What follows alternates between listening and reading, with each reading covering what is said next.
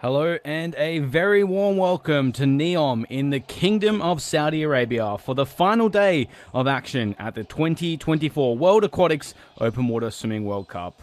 I am Will Rollo, joined once again by Alice Steering as we call all the action in the mixed 4x1500m relay. Today, we once again have some incredible weather for racing at this beautiful part of the world as it shines a light on our incredible sport. Yesterday, we saw some great racing with a fast course. We expect much more of the same today. And Alice, we have some stars ready to go. What will be the key to the victory today? Yeah, there's a lot of fast swimmers in there today. The teams have put together some really strong components for their athletes. So, really looking forward to seeing how they utilize each of their strengths and put it to good use during the race. And we'll meet some of those stars very shortly. 7 teams set to race in today's 4x1500m relay. For the first time this season, we will see 2 females leading off each team, followed by 2 males. We'll meet those teams very shortly, and we'll see many of the athletes that competed yesterday starting to race once again. Today, of course, though, doubles as the NEOM Beach Games, the final day of action after what has been an incredible culmination of elite sport and incredible scenery. Triathlon, 3x3 basketball, sport climbing, beach soccer, mountain biking, and open water swimming. It truly has been a marvelous display of human performance. All that and much more as this part of the world has shone a light on human performance. Just what an incredible spotlight it has done. To see more of what the Beach Games has provided, we go to some highlights.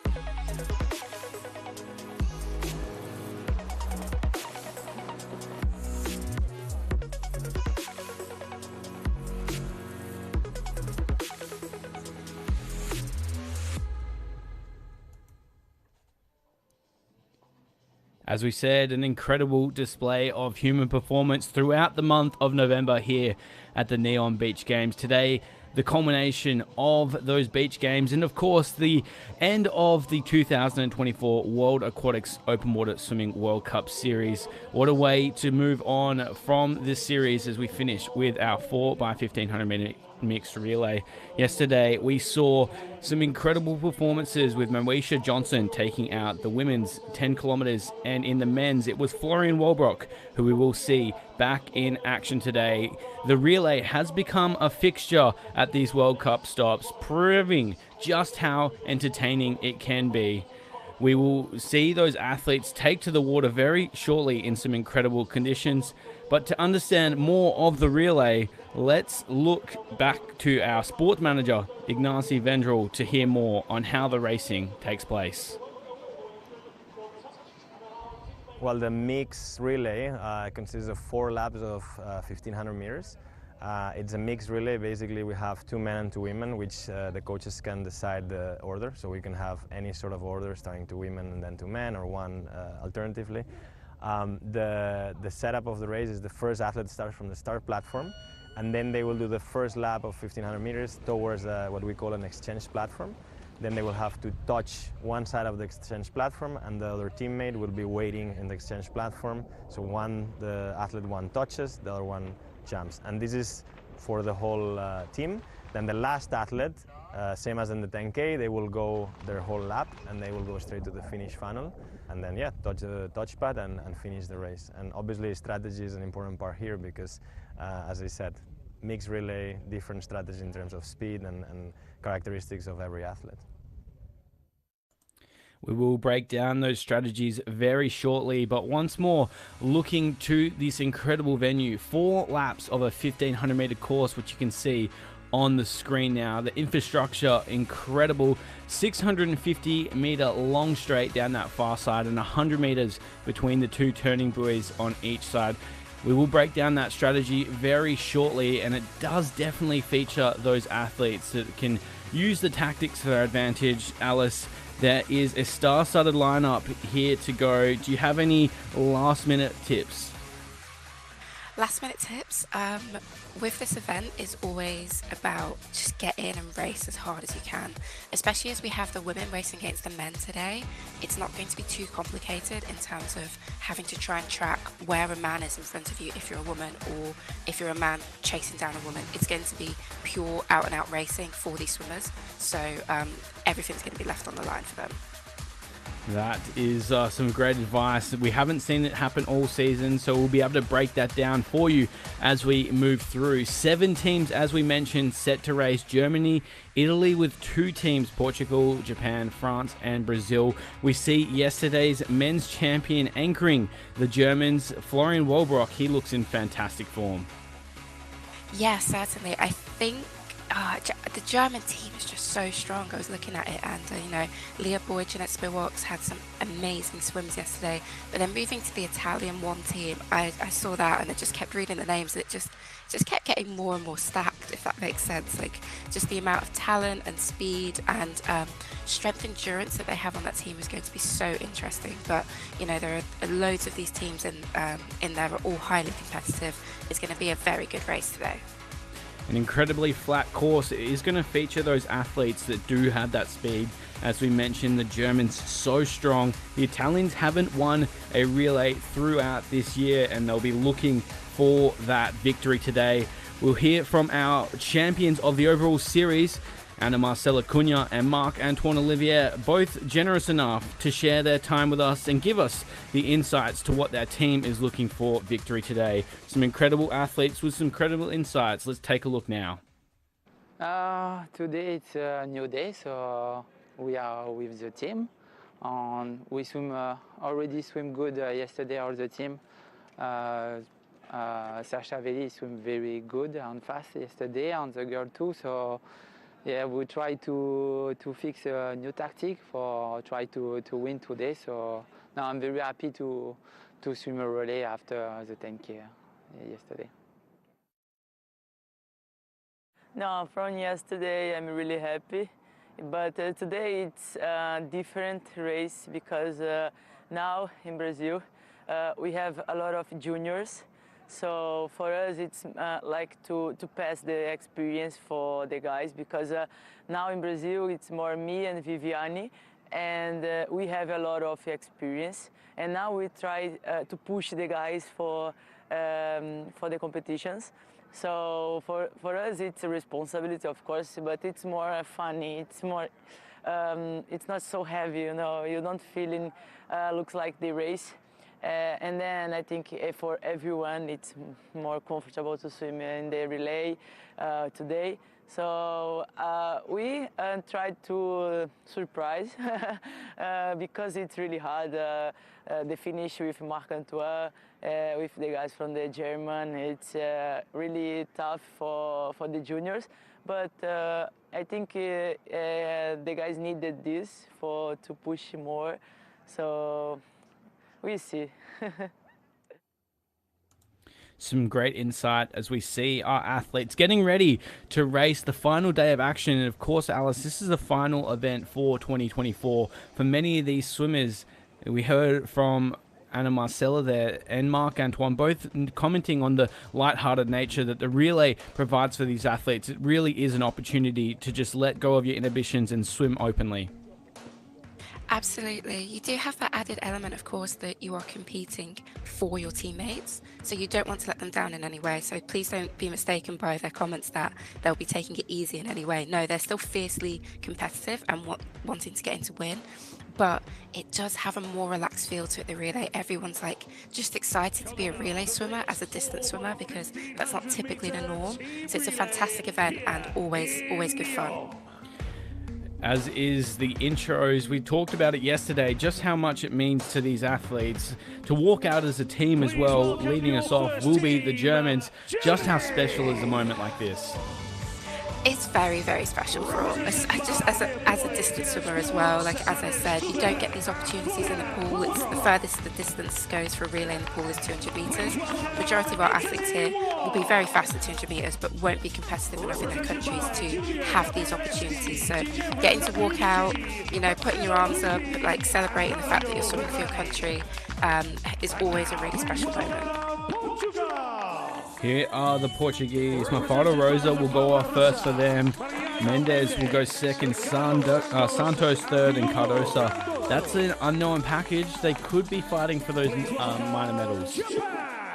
Absolutely. I think all of the teams that we have today have that potential to medal on a world stage like we see today.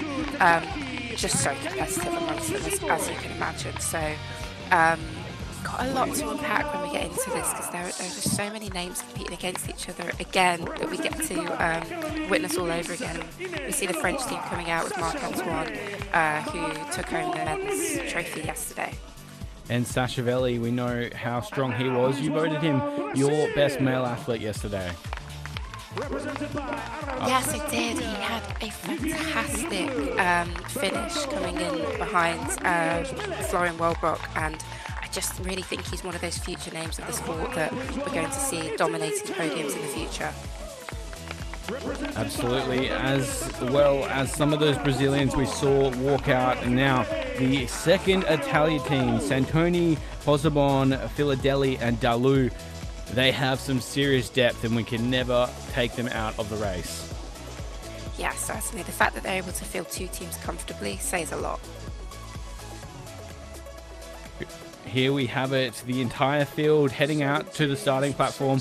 Today we'll see all of the athletes sort of go out and watch the start, and then we'll see athletes 2, 3 and 4 head back onto land to finish their preparations for the race. You'll notice, of course, the male athletes that were going 3rd and 4th currently don't have their race suits on. That's because they still have about 30 to 40 minutes before they will be competing. A great initiative, though, to have all your teammates out there. And of course, the support will be felt, especially when you win and you get to run out as a team. We've seen some great moments throughout the season where the teams really get around each other. Yes, definitely. I really like the inclusion of this moment for them to be able to cheer on their teammate as they dive in. It can be quite a lonely place stood on that starting pontoon. So having them behind you and like all cheer you off is going to be a really special moment for us to witness, but also for the athletes as well. So the moment is set. 7 teams will take to the water. This is the final day of the World Aquatics 2024 Open Water Swimming World Cup Series. Who will take the final gold medal? We'll have to wait and see, but for now, we go to the athletes on that starting platform.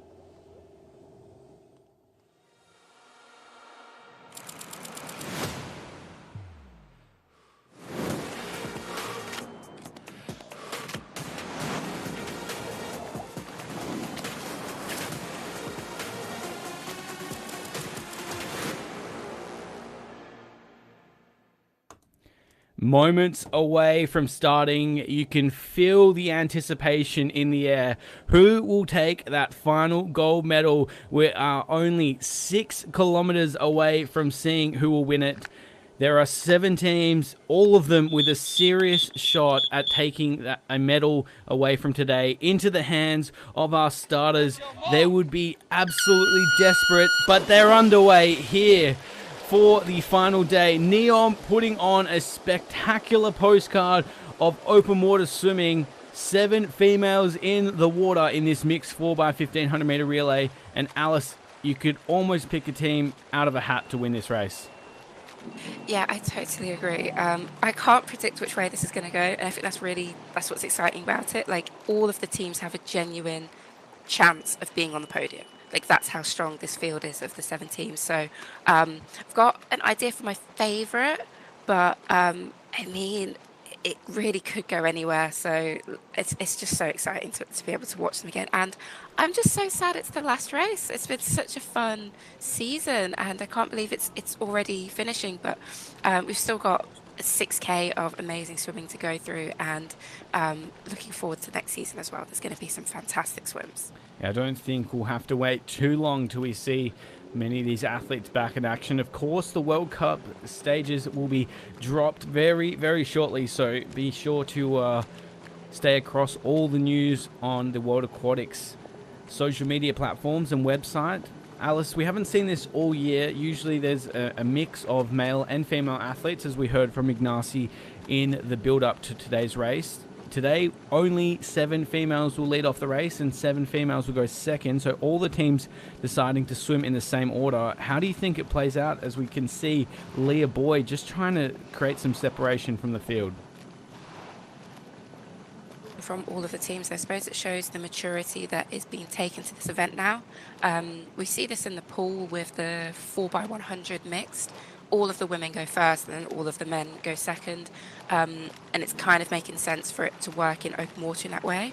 So it's going to play out as, if you're a woman and you're maybe not feeling as strong today, it gives you more opportunity to really just try and hang in there. You don't have to try and stress that you need to hang off a man, or everything gets strung out. It's going to be much more like traditional 10K swimming, where everybody's packed into a pack like we're seeing now. You kind of don't want to commit to doing too much of the work too early, especially because the likelihood is everybody's going to kind of get dragged through all together. So tactics are going to come into play to this today. It's less, especially for the women, less of get on a man's feet and hang on for as long as you can. It's about how do you conserve your energy and try and time it right for that sprint finish into the last maybe like 300 meters or so. We've seen a lot of European domination, not only across open water swimming, but specifically in this event. However, last World Cup in Hong Kong, China, we saw Australia, Brazil, and USA take up that medal podium. What do you think has made that European domination, and do you think there's going to be a bit of a shift, as we can see even on the screen now, Kojimoto of Japan trying to swim next to Leah Boy? Definitely. So I think the European dominance has probably came from the fact that I think culturally it's just a lot of our countries swim. Italy has some amazing venues to regularly do open water training in. And I mean, even Australia, I suppose you have those opportunities, and you have had a pedigree of fantastic open water swimmers, but it's been a bit more inconsistent, I suppose, than Europe in terms of a whole continent. So, you know, with Kojimoto here coming up, it is great to see a diversity of nations, as we've been saying, especially from countries outside of Europe, because it does get dominated by European countries quite often. The European Championships, I would always say, are one of the toughest competitions that you can compete at as an open water swimmer. So always great to see, you know, Japan, Brazil in there, you know, stopping the European dominance as much as we can. Yeah, I'm sure Kojimoto will be holding the almost the weight of the entire world as the sole representative from the Asian nations here in NEOM. But they have a very strong team, and we talked about it yesterday, just the depth that is starting to be created through Japan, and especially in the open water world. Kojimoto, Abina, Takaki, and Shimori to anchor off that team. There's some speed there, and then definitely you can't take them lightly. Yeah, certainly. And you know, they're all young. You know, Kojimoto's only 21, and Tsutsumori is record, 18. He's only 18 years old. So we're talking about a very, very young team here. We should be very excited by the Japanese swimmers that we see coming through. Kajimoto had a great swim yesterday. She was up there, highly competitive. And I think this is just testament to the work that Japan is putting in to their athletes and also to their juniors as well. You know, you see some incredible athletes coming out of there, and it's great to see it translating over to open water now too. That's a great point. And Alice, as we've talked about, the 7 female athletes that lead us off, obviously we're not going to have that lead sort of break where we've seen in the past, and specifically in Hong Kong where we saw Korea make a distance over the rest of the field. So what that means as well for the back end swimmers, as you can see, I believe that Santoni holding on the back of the pack at the moment. We're going to see 7 swimmers essentially swim through. I'm expecting at least halfway of this race before we start seeing some splits, and what that enables, as what we saw at the Junior World Championships, is a incredible finish where there was only 0.3 separating the top 3 across, where France ultimately went victors. As we look towards today's race, Florian Wellbrock on the anchor for Germany is going to be hard to beat, and then Marc-Antoine Olivier as well. He's going to be hard to beat. So it's going to be a fast finish. Yeah, definitely. You know, dealing with the course conditions as well, you know, with the wind as we just saw coming across it. It's very flat, but as we heard yesterday from Maurice Johnson, it can catch your stroke a little bit, you know, and especially in races like this where every single meter matters. It matters in the 10K, but you have more time to play with. Here, you've only got 1,500 meters of swimming to do, and you can't allow, like, you don't have room for error, essentially. You can't allow it to be taken off course or to miss sight in any way. The water catching your stroke and forcing you to alter it can be some of those like detrimental moments for athletes if they can't cope with that. So I do agree with you. I think we're going to see the split happen when the men start to race, just because I've got that feeling that they'll want to really try and like create those breakaway moments. Especially with some of the speed that we're going to see coming in from the men. Not that the women don't have that, but I can see them just sticking together as much as possible and not letting those breaks happen. We see Leah Boy, who was leading initially. I think she was trying to make that break, but could see it wasn't quite happening, so she's tucked back in, conserving her energy at the moment, and I can see that she's probably looking to come around the outside shortly. Yeah, it's going to be a game of cat and mouse to when you do apply those efforts through the field. As we talked about yesterday, it is not necessarily as structured as what you'd expect from a pool race. The 1,500 meters, even, although you know the distance, you train for the distance and you'd be racing it quite often in the pool. The way that the pack develops and when other people are surging plays an impact on how you're going to conserve your energy. And even if they're able to establish a gap of 2, 3, 4 seconds going through that changeover, that can ultimately lead to a much bigger gap if the swimmers are swimming in a straight line and, of course, moving through the turn buoys effectively. So much goes into the tactics, and this is a great shot here. As you can see, those 2 packs splitting apart again. What those athletes will be trying to do is obviously swim in the straightest possible line, but ultimately they're trying to position themselves in the pack around these turning buoys. This yellow buoy that they're about to swim past at the moment is just a siding one, but they are effectively positioning themselves for about 400 meters down the line. Yeah, we just see Anna Marcelo really storming away here. She's such an incredible athlete. Like, some really tough racing yesterday for all of these women. There'll be a lot of fatigue in them, and I think that's something that we'll keep alluding to as we go throughout it. And Kajimoto, again, is just, she's got some real speed on her, and you see Anna Marcela Kuna jump over because she's realizing she's actually putting some distance on them now. And as you were saying, like, it's a couple seconds, sometimes just a couple meters, even a couple centimeters can really start to open that door for the race to have left the other athletes. And this is just a great swim from Kajimoto here. I think Japan should be really excited about her future prospects.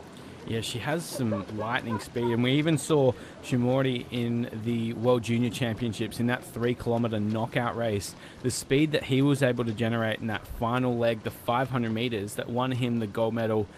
They have some talented athletes coming through. Absolutely, and that 3K knockout is I'm gonna keep talking about it.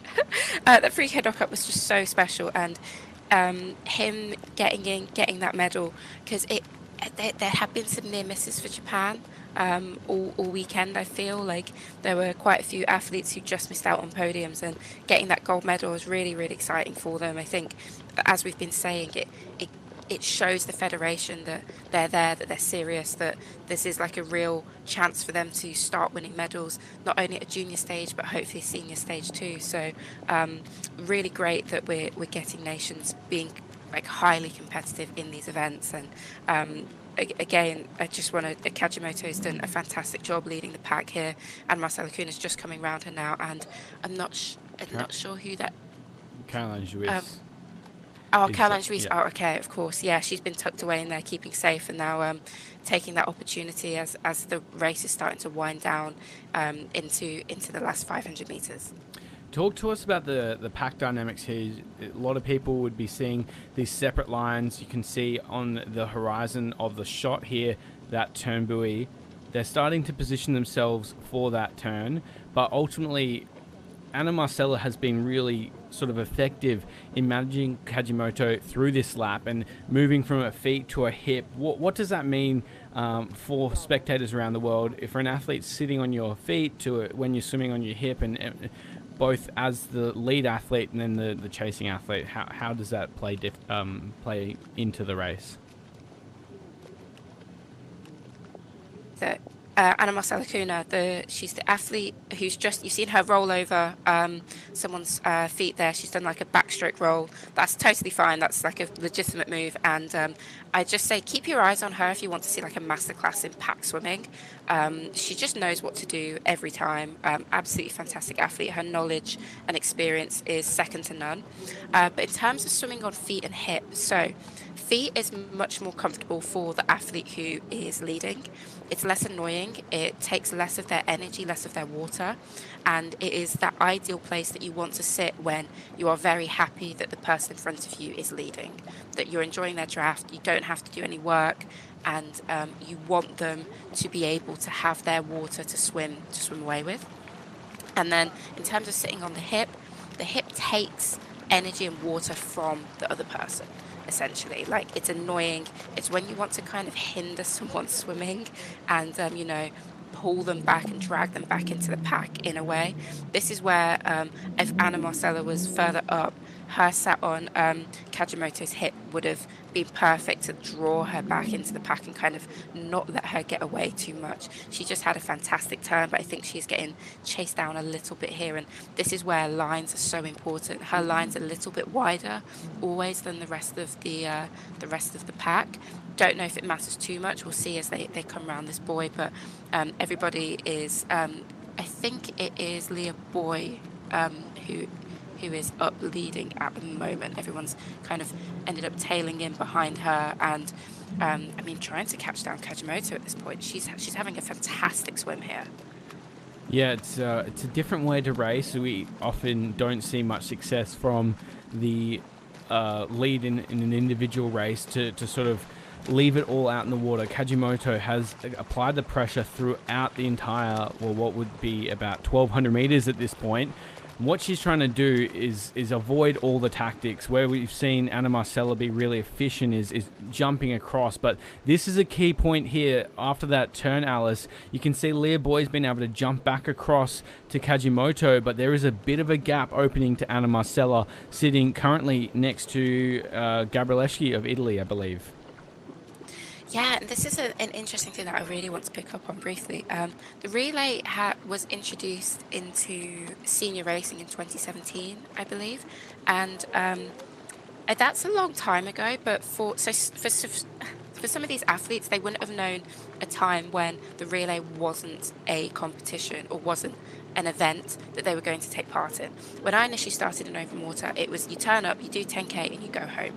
And that would have been the same for Ana Marcela Cunha.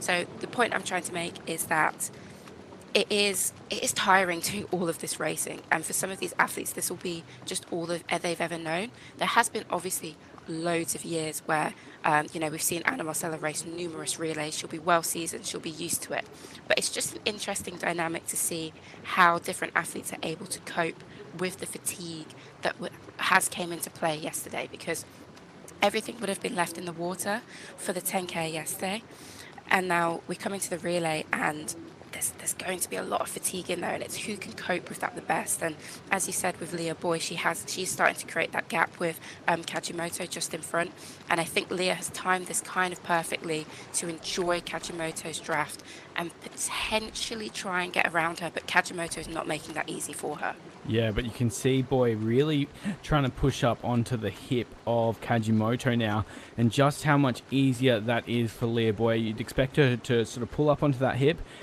rest for a couple of seconds, and then put in that final 100-meter surge to that finish line.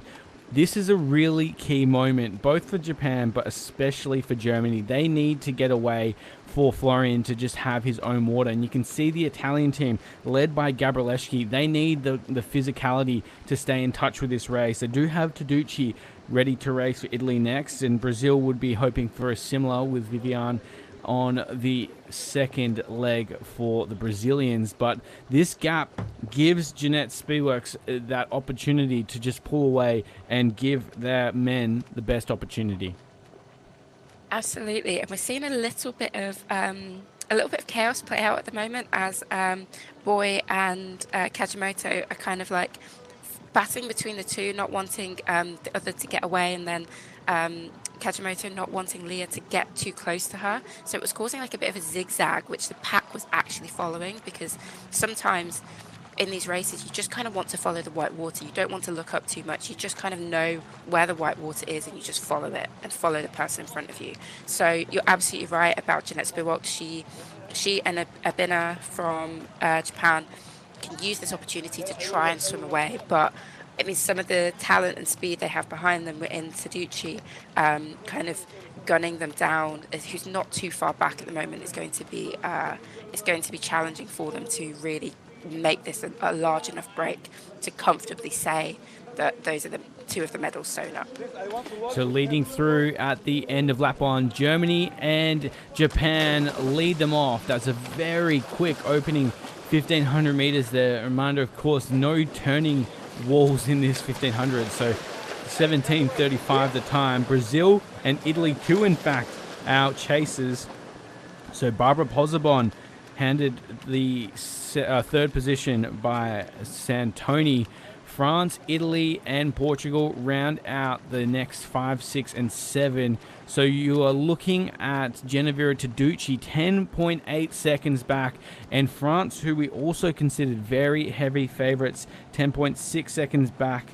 It's interesting because we did see Caroline Juis up near the front about halfway into that lap, so you could see the pace that Kajimoto was just able to sustain, just so important in the back end of that lap. But Alice, talk us through, as an athlete that's sort of standing on that starting platform, getting ready to race, you're constantly checking the different pack dynamics that are playing out, because essentially, if you look at Jeanette, who's currently in that white German cap closest to the camera, she would have been thinking, all right, when the pack's together, I've got 1,500 meters here to work within the pack and keep the dynamics nice and close, try and put a bit of separation in that final 200 meters of the race, to all of a sudden seeing Leah Boy separated with the Japanese team and thinking, all right, now my race has moved from a 1,300 comfortable but fast to a 1,500 all-out max.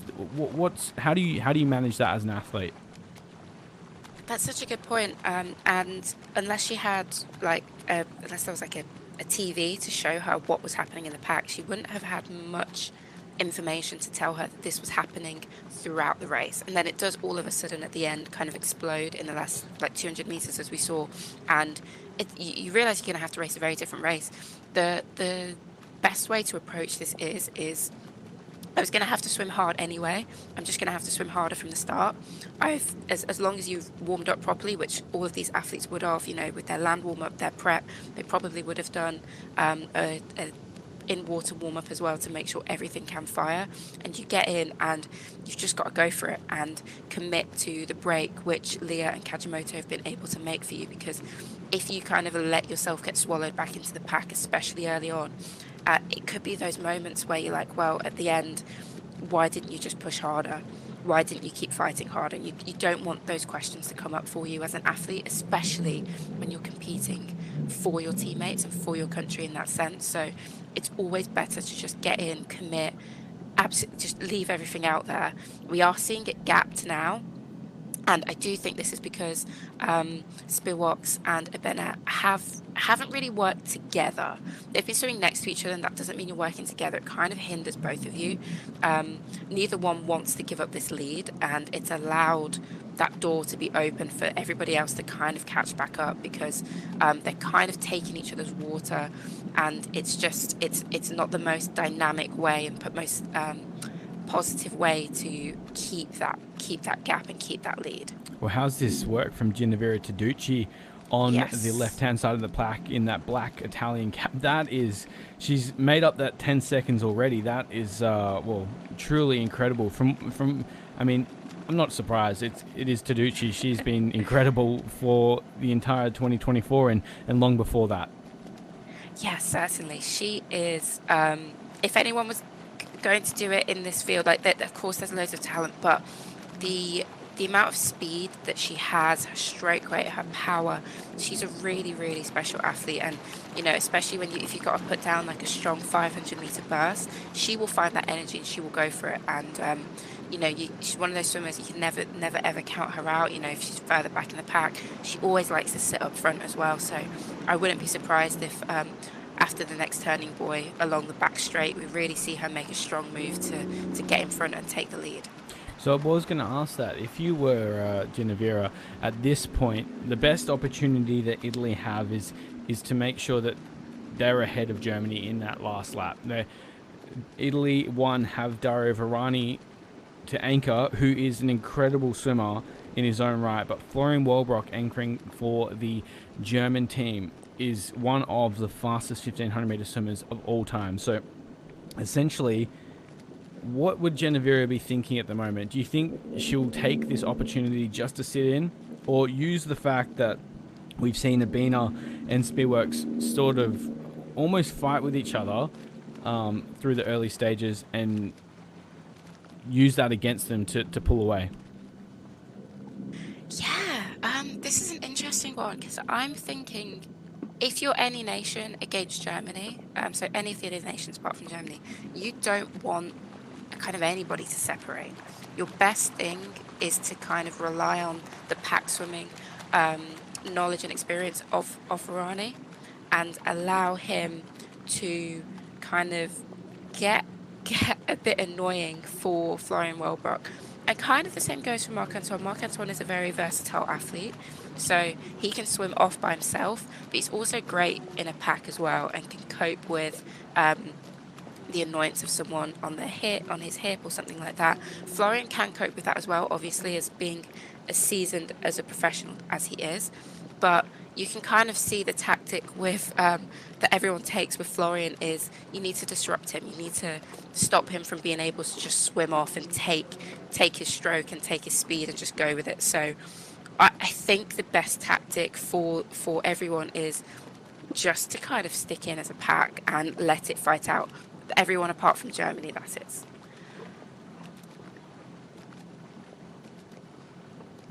So interesting to see these two different lines starting to set up. You can see the wind starting to play a pact on the race, but interesting to note here, Alice, the two different lines, and we can see Ginevra Taducci sitting on that right on the feet of Aria Abena of Japan.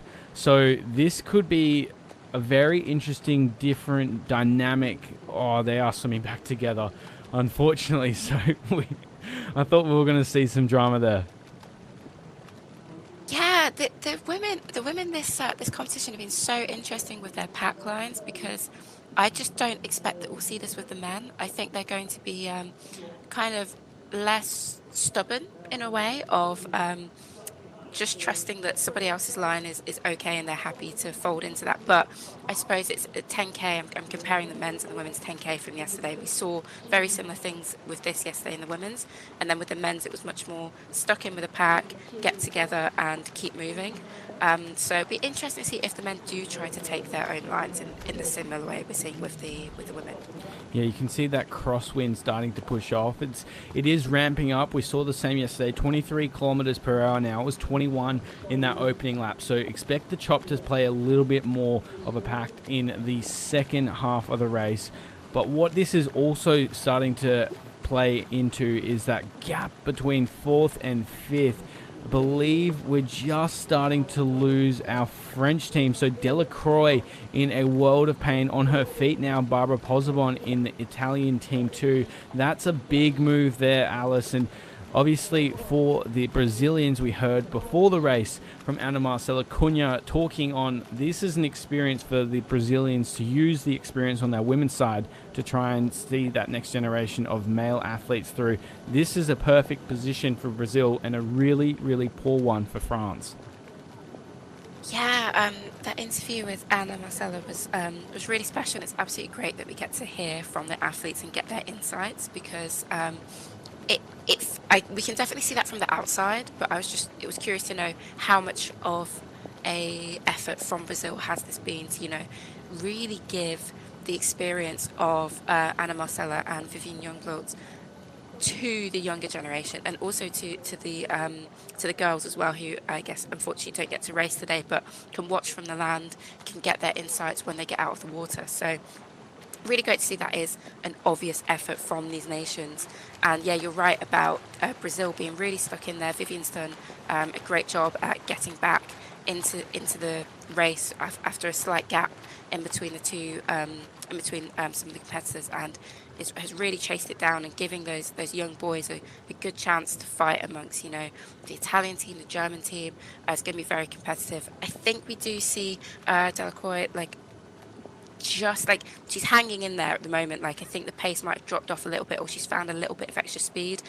She's just cutting across Pozzebon at the moment, and Pozzebon does look like she's actually in a position to be potentially overtake her.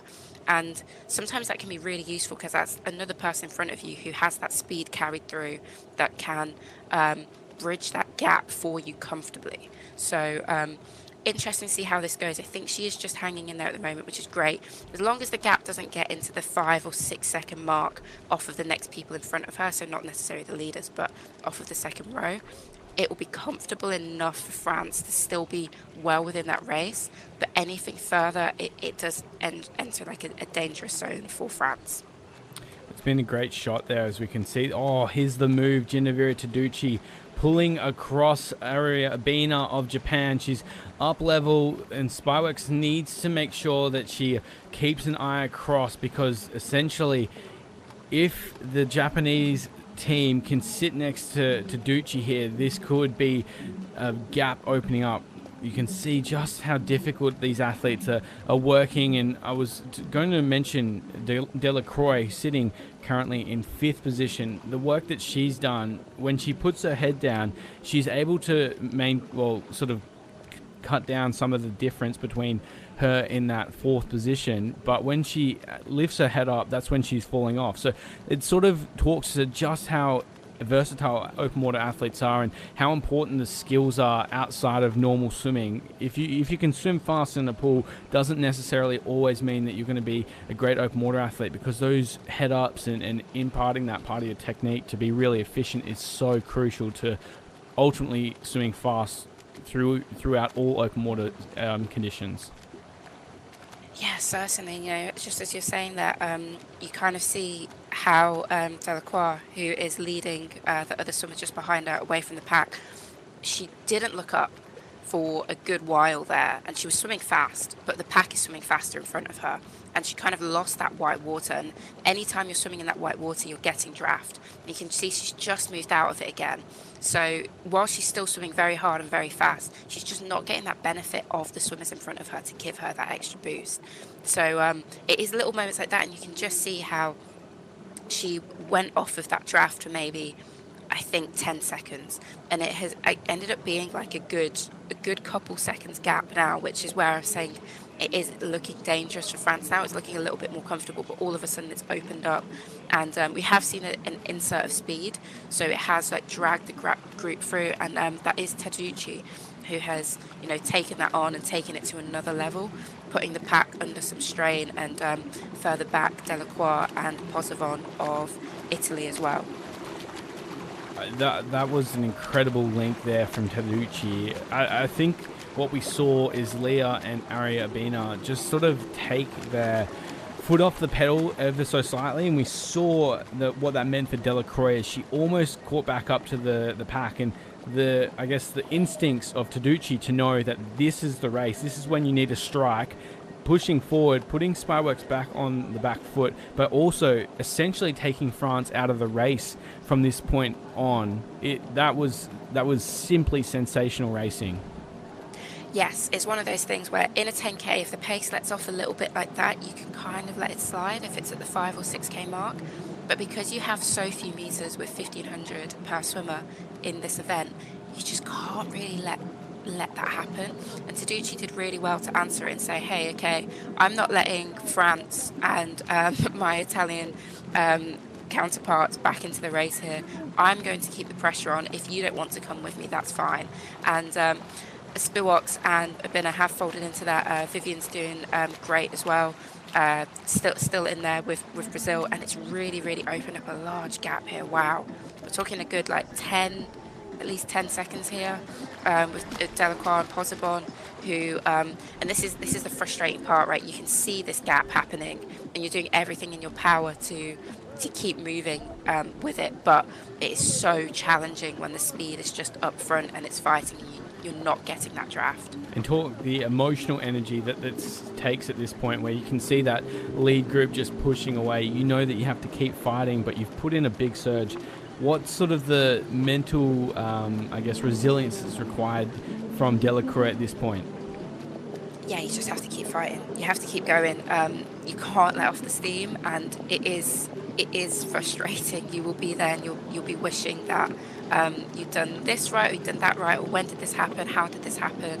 But it does happen. I think it happens to every athlete at some point, and you just keep fighting. Don't leave anything. Don't leave any regrets out there, basically. Don't think, I wish I'd tried harder, or I'm going to give up, it's over now.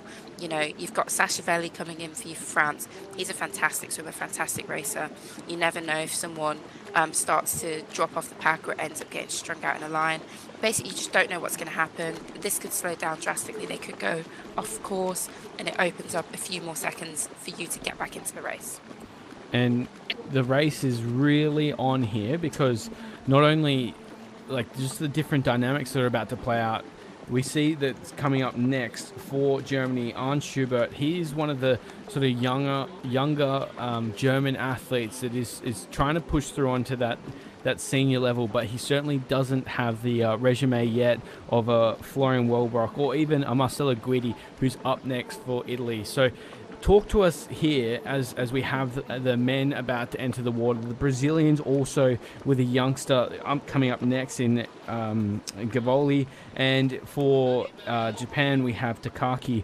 So essentially Italy in the box seat from this point. They'd be hoping Marcelo Guidi can get out front, establish a gap, and essentially the French team, they've got a lot of work to do, but they have two very strong men that are coming up next. So the way I see this lap playing out, the next sort of 1,500 meters, we will see Guidi pull away, and I think we'll see Sachavelli swim back up into the next chase group. How do you see it playing out, Alice? Yeah, I think that's a really good prediction. We do have a lot of unknowns for the other three countries. So with Germany, Brazil, and Japan, they're less seasoned athletes. You know, you have Guidi, of course, coming in for Italy 1, and he's just he's so well established. He knows what he's doing. He's going to get in, and I think he will try and just take that gap. And already you can see a slight gap happening actually between Italy and Germany. So Arne Schubert has an amazing opportunity. Just hang in with Guidi. You're handing over to Florian Wellbrock. You know magic's going to happen. Hang in, and that's the only thing he's going to be thinking is get on the feet of Guidi, get on his hip, whatever you've got to do, and keep going with it. This gap that Taducci has been able to open up again over these competitors is like fantastic. She's a fantastic swimmer. Yeah, so much power there, and Guidi gets handed an incredible lead over Brazil and the rest of the field, of course, including Japan. But Germany only 1.3 seconds behind. So Schubert with a lot of pressure on his head here. The youngster, he's raced the relay for Germany at a world championship level. Oh, that's also a massive gap back to France. Wow. This is going to be an exciting second half of the race. Yeah, definitely. You've got Sashavelli and Andrea Fidelli at the back here, looking to try and make this gap up. If they can work together and pick up, I think you've only got two people to potentially pick up. Like 23 seconds is a substantial amount to make up over 1,500 meters. So you're kind of hoping that Guidi or Schubert let off the gas or get a bit too comfortable with it. Not that they will, but that's kind of what you're hoping for at this point. And we're seeing just like a string out at the moment, as we predicted, and it's going to be about keeping in with them and just making sure you find someone's feet and stick there for as long as you can. And Takaki already under a bit of pressure there, falling off the back of the Brazilian's feet in fourth position, but Schubert doing a good job. And of course, we've seen the pack join back up after an incredible final effort there by Ginevra Taducci. So there is a lot to play out, but Marcelo Guidi in this position, we've seen him swim really strongly from here, especially in Setupal, where he managed to pull away, ultimately winning that race by 27 seconds. So he's quite tactical and quite efficient with his movements through this part of the race. What's the sort of race plan here for Marcelo Guidi out in front? What's he trying to do, and where do you think we're going to see that move, as we just saw Sashavelli fighting through the bottom side of the screen? Yeah, so this is an interesting one, because it's one of those where if you're doing all the work but everyone's still behind you, how long do you let that happen for until you potentially just say, hey, let's leave it to the pack swimming and see what happens? I'm not sure. I actually don't know how he's going to play this, because he's a very good tactician. Setupal was a race where tactics and swim style are so important, because it's wavy, it's choppy, it can be a bit cold. And him managing earlier this year, a few months ago, to find like that huge gap and be able to open it up means that he has speed and an engine to be able to do it. So at the moment, I think it'll be interesting to see if anybody else is catching up behind them. But I think he might have let off the pace a little bit, as it has allowed both Japan and Brazil to kind of comfortably get back in there. And Schubert is doing really well at just tailing him. Anywhere he goes, Schubert is going and just allowing his feet to guide him. So it'll be interesting to see if Schubert does try to make a move around him, if Guidi lets that happen. How do you think this will play out, Will? Because I actually can't predict this one. There are so many options available to him, but all of them are a little bit dangerous. Yeah, well, I was going to ask you a similar question, because we've seen this situation before where you have a younger swimmer that has essentially the weight of a nation behind them really step up in these moments, and Schubert will know if he's able to maintain his position on Guidi's feet, that essentially will hand Germany a 90% chance at winning the gold medal. They have none other than world champion, Olympic champion, superstar, yesterday's winner in Florian Wellbrock on the anchor. So Schubert's not worried about what his race looks like. He's not worried about trying to pull away. He's not worried about even doing head-ups or trying to be efficient and hold a good technique. All he's worried about is sticking on Marcelo Guidi's feet. So when you simplify the race like that, especially for a younger athlete like Schubert, you do see the success sort of come in that domain.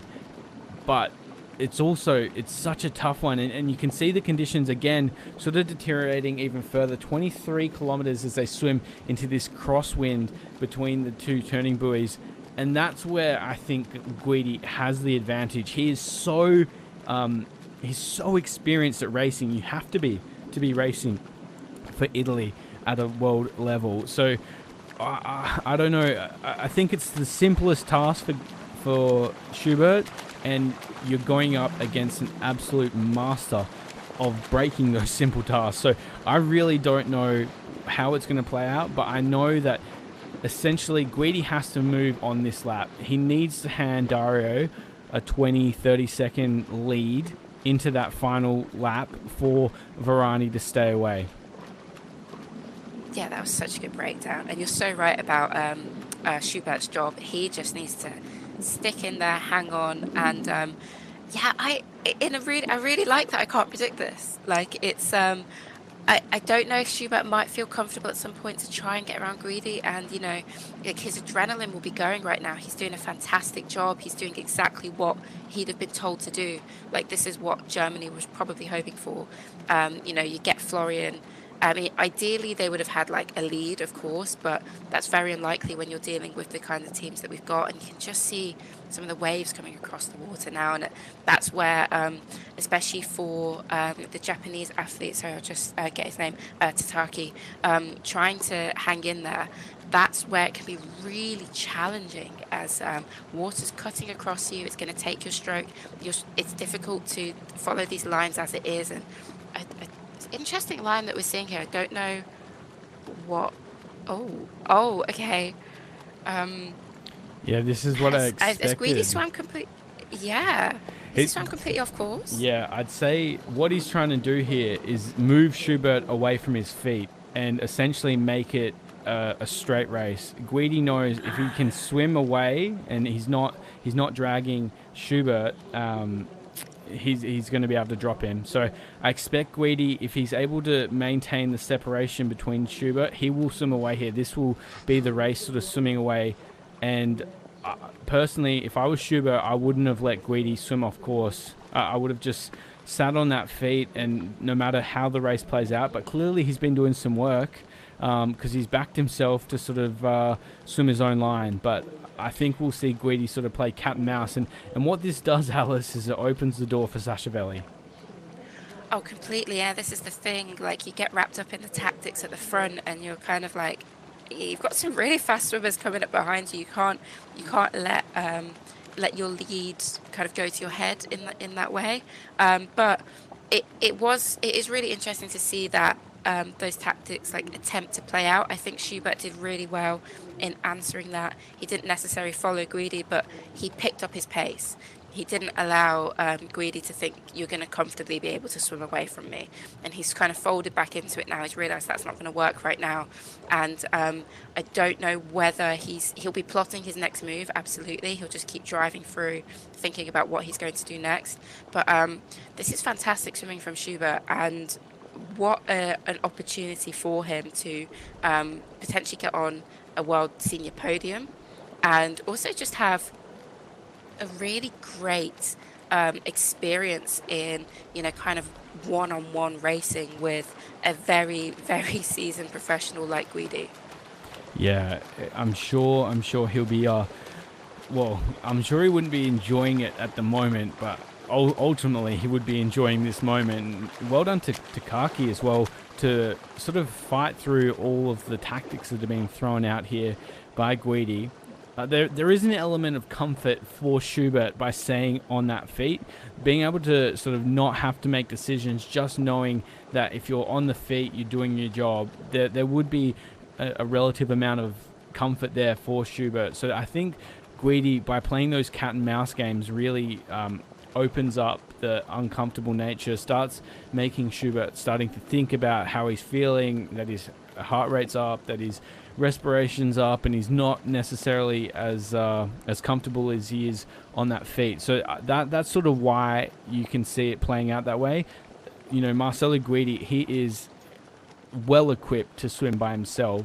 We've seen it again and again throughout the year, and essentially he would be sort of doing this snaking motion, trying to impact the rest of the field. But as you mentioned as well, he can't be too cute with how it plays out, because when you have France sort of with a lot of work to do, you essentially want to hold the straightest possible line. But for federations like Italy, Germany, and France, they're not necessarily worried about getting onto the podium. They want to win gold, and that's why they'd be leaving it all out on the line and trying anything that they can to get that victory.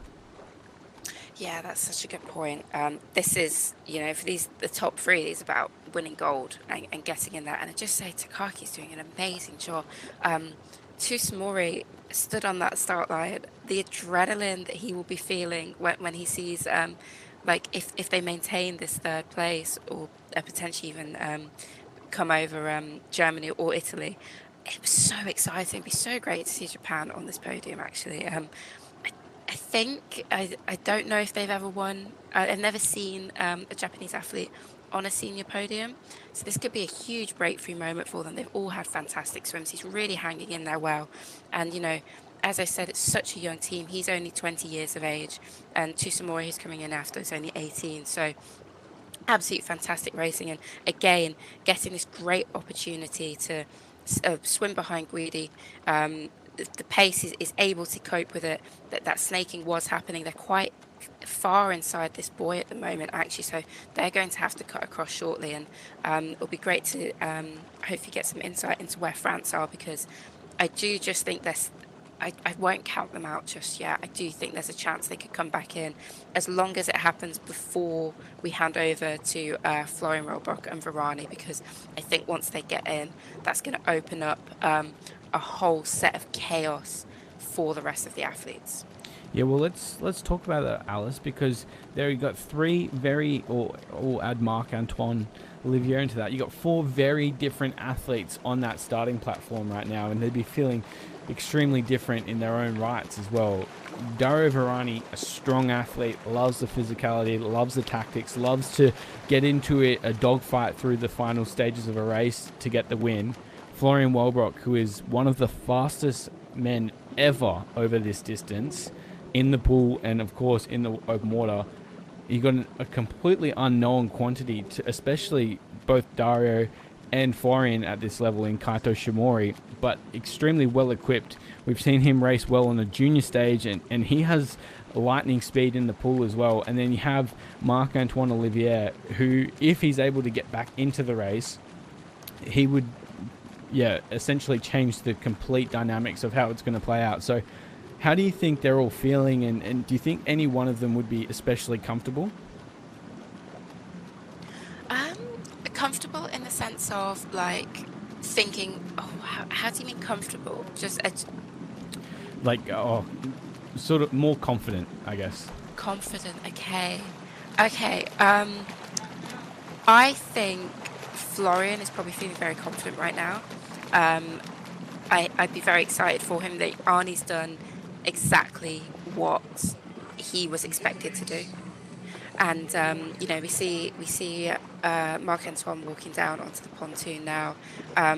He definitely will have a lot of work to do for himself, for France, of course. It's going to be tough to, try and gap Florian Wellbrock, especially the kind of gap that we are seeing now. I haven't seen France touch back into the edge of our screen. So, and we're seeing Arnie make his move now. And this is what I was saying, it's great sitting in behind there, but if you have that energy, if you have that burst of speed, find that opportunity and go for it. If you can open up opportunity for Florian to have, even 1 or 2 meters on Varane, that could be completely game changing for you. And we're seeing it happen again, as you said. Guidi kind of taking an offline approach and forcing Arnie to do it by himself. Hopefully he clocked it. Just back to Japan as well. Takaki Tataki is really, really doing great here. This is a fantastic, fantastic swim from him. Um, Great to see that Japan are well in contention to get on the podium here. I don't know what's happened to Brazil. I think Bernardo's just fallen off the pace a little bit.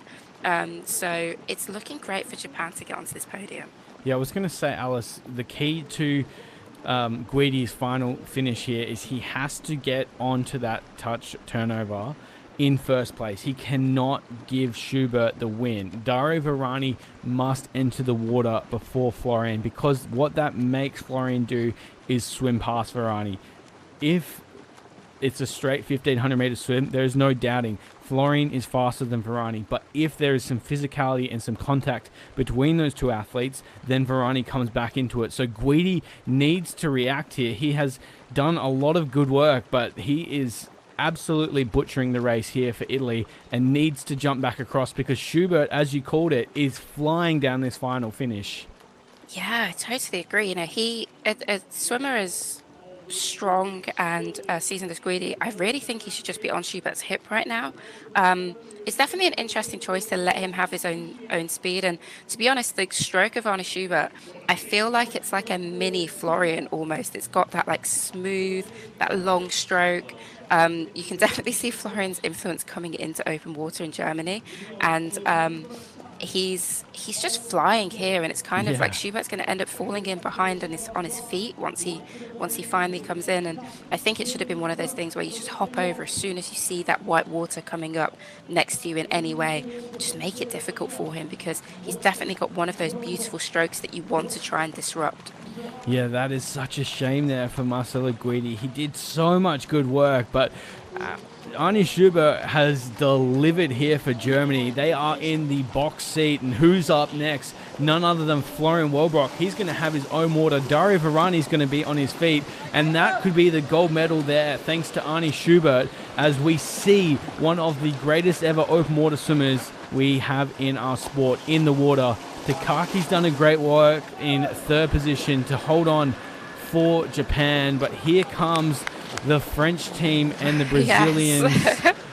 Sasha Velli's done a great job to get Marc-Antoine Olivier within a reach of that finish. And how's the Italian team too as well? Philadelphia has flown through to get the Italian team too into contention, but the top five is set, and unfortunately for Brazil, they just fell off ever so slightly on that back straight. But Melechi in for them. There are 6 fantastic athletes in the water for the final lap. We'll see Portugal come through shortly, but Alice, this is exactly what Germany would have been hoping for. Florian Wellbrock swimming out in front into the chop, swimming as fast as he can, and Dario Varani is at the mercy of the professor. Yeah, this is exactly what their tactics would have played into, you know. Let the girls get in there, doing the really hard work. Arne Schubert hanging in with Guidi there, did a fantastic job and timed his swim to perfection to just find space and let his speed flow through, and getting on in about a second or so in front of Germany, which really in front of Italy, sorry. It really, really adds up, you know. It allows Florian to have that clear water in front of him. He hasn't got anybody diving in next to him, you know, getting on his hip or being right on his feet.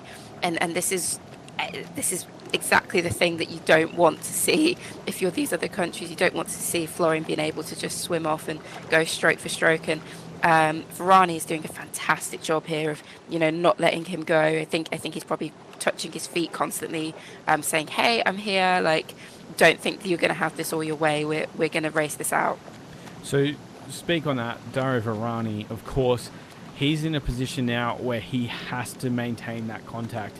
You cannot give, as you can see there, the French team and Sasha Velli starting to walk off. Yeah, he did a lot of good work in that third leg, and I'm sure his French teammates will be embracing him as they move towards that minor medal position. But essentially, Varani, how does he move forward? What is the key to Dario being able to compete here? Fast turns, and then I guess using those opportunities to move up alongside Florian.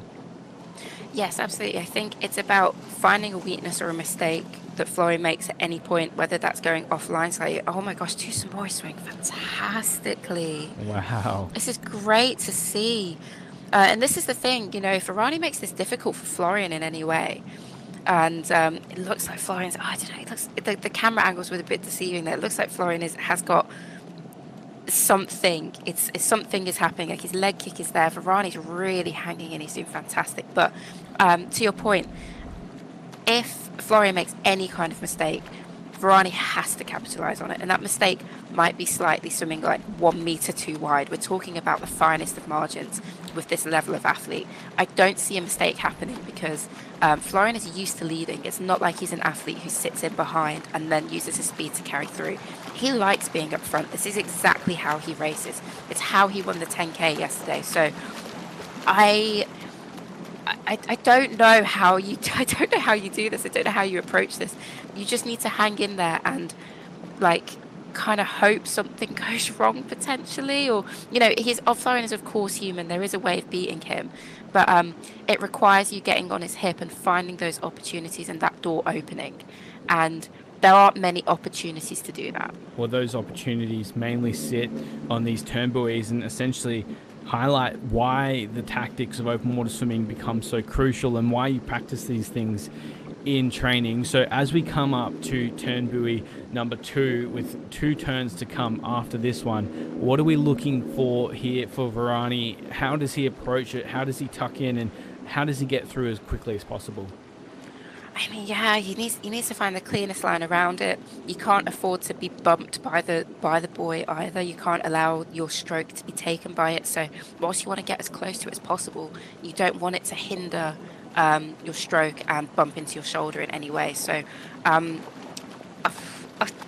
well, if you could give me insight, that would be good, because Yeah. I just don't. Yeah. Essentially, the key to the turn cans is trying not to break your stroke, as you mentioned, but it's also essentially if you even 30 centimeters off the turn, that's extra meters that you can be swimming. So what we often see, and what we haven't seen yet, because on that turn I think they were looking directly into the sun as they were going into it, is these swimmers almost duck under them and do a couple of one-arm strokes. And like the Australians are very, very good at that. They race it a lot through their surf carnivals as well as in the open water. But if you watch say a Carl Lee, he is so efficient at not reducing any speed through those turns. So that's how when we get to the end of this 700 meter straight, we'll be watching it again, because if Varane can even make up half a meter on that turn, that will get him back on top of Florian's feet. And at that point, if Florian feels the presence of Varane with about 400 meters to go, he knows that the race is on. So essentially you have probably Florian in his absolute element here. He's got a little bit of a crosswind, but nothing that's going to disrupt his stroke. He's swimming a direct straight line, which he would have been used to yesterday, and he knows that if he can put his gas into this straight, that he's got the race won. So this is essentially a battle between an open water specialist and the new age open water in incredibly fast swimming, and you can see that Florian is starting to pull away now.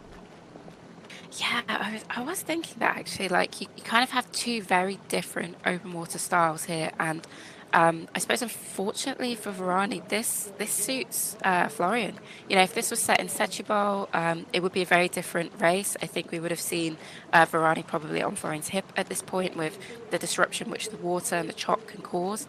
But Florian is really just allowed to fly here. It's kind of like wind him up and watch him go. He's just so smooth, so great at it, and he's kind of like zigzagging a little bit. I don't know if it's on purpose. He's just checking where Varane is, kind of using that opportunity to zag across to just see how far back is he. And he's obviously still there, but no longer able to touch his feet. And this is where you really just got to hang in for Varane. You know, as long as you can stay in there, you will get a medal. But he knows that people are coming behind him very quickly. We'll see how it plays out, because as you mentioned, there is pressure from behind. We know there's one medal that sits outside of this duo currently. Kaito Shimori in that box seat. Marc-Antoine Olivier moving through. And we can't count out the Italian team too, who has Dalu in the water. So there's plenty to play for the bronze medal as well. And I'm sure they'd be wanting to work together to sort of swim up across to Florian Wellbrock. But, I mean, to put it in perspective, Alice, Florian's probably sitting currently at a 102 per 100 pace. And the one tell that Florian has in his stroke where you can see that he's really working quite hard is when his right arm sort of isn't as methodically placed in the water. Currently, we don't see that, so I know that he has another gear, but to see the full 6-beat kick, you know he is working hard. Here we have third and fourth, and it looks like we've had the change, Alice. Yes. Oh, this is tough. This is going to be a really interesting, I think first and second are sewn up. The caliber of swimmer that we have with Florian Wellbrock and Varane on his feet, unless something drastic happens to either of them, that is quite a big distance to gap in such a short amount of time, and they're not going to let that happen. So we've got a battle for third place, and oh gosh, this could go anyway. I think that's Mark, isn't it? Is Mark back up in front? Yeah. It was Tusamori. Oh, okay. Oh, wait. Oh. No, I think that's... you're right. It is Mark. Yeah, I think that's Mark that's managed to get around Tusamori, who's sitting in that black Japanese cap. And then we have Dalu of Italy sort of battling for 5th place. But also Molechi, he has incredible speed over this distance, and we saw Brazil take silver in Hong Kong, so I think we'll see the battle continue. But this is going to be an interesting opportunity here for Kaito Shimori. We saw just how well he can finish a race, but he's up against arguably the best finisher in the sport. So how do you see that bronze medal playing out? Or we get that shot of first and second, and I think that's the race one for Florian. Yeah, Florian has been able to just open that up, and Varane's kind of caught in no man's land. And when you have Marc-Antoine Olivier come behind you, he's just, as I said, such a versatile athlete. Like, any conditions, any setting, he will show up and he will race it. And this is where mentally it gets really challenging for Varane. You can see that gap happening. You know people are coming behind you. You have to keep pushing. You can't let off the gas. But Marc-Antoine Olivier is in a much more advantageous position at this point in those terms, because he can see, he'll be able to kind of get the sense that he's catching Varane up. Like, he'll know that I've got someone to chase down, whereas being chased is so much more daunting. So still a very sizable gap, but Varane can't let off the gas. He can't get comfortable in any way. In terms of the third and fourth position, swimming on the feet of Marc-Antoine Olivier at any other point, I'd be like, yeah, that's fantastic. That's exactly what you want. When you're when you're in 4th place trying to battle for 3rd, that's kind of not what you want. You really, at some point, need to try and get around him. But he's such a seasoned swimmer, so experienced, and it looks like 5th place is just dropping off now slightly. But if this was a longer lap, in terms of if there was more time, I would actually put a bit of backing behind Marc-Antoine to potentially move into 2nd, just because I think the pace has dropped off for Varane a little bit. But I think it's late enough in the day for Italy's first team to feel comfortable that silver medal is theirs. But Tusamori definitely has a job on his hands to try and get around Marc-Antoine Olivier. Yeah, this is going to play out nicely. As I mentioned yesterday, Kaito has had an incredible 2024. We've said that about a lot of athletes, but the way that he has developed through the year, I saw him very early on in January this year where he was racing at the Australian Open Water Championships, and you could see that he was a sort of star on the rise, but the way that he's developed, he's dropped about 35 seconds, I believe, in his 1,500 meters short course. I saw him race at Junior Pan Pacific Championships where he went 14:58, the first time he'd broken that 15-minute mark, and it was an incredible race to watch him win. And then a couple weeks later, and only a couple weeks ago now, he went 14:43 at the World Cup stop in China, I believe. So to see this meteoric rise of Japan's young open water stars, it's a really exciting time. And we mentioned yesterday, Alice, that with Moesha Johnson continuing to get on the podium for Australia, that Australia is sort of becoming one of those nations like Germany, Italy, France, Hungary, Netherlands, that we expect to be near the front of the race. But Japan really lodging a case for, say, in 2 to 3 years that they will be in that position as well. Yeah, that's such a good point. It's so exciting to see it for them. Definitely have a lot of talent. You know, we were talking about young swimmers, a young team. He's only 18 years old, and you know he's really stuck in there with Marc-Antoine and getting some really great experience. It's this kind of things that as you grow up, you like racing up on these stages and getting these opportunities are invaluable for these athletes. So I'm so excited for the future of the Japanese swimmers at the moment. It's looking really bright. Yeah, and as is this race for the finish, I expect to see Kaito Shimori push up onto the hip, and he did this to Sasha Veli, in fact, in that 3 kilometer knockout, which we keep talking about. But being able to move to that hip is essentially bringing yourself back into the race.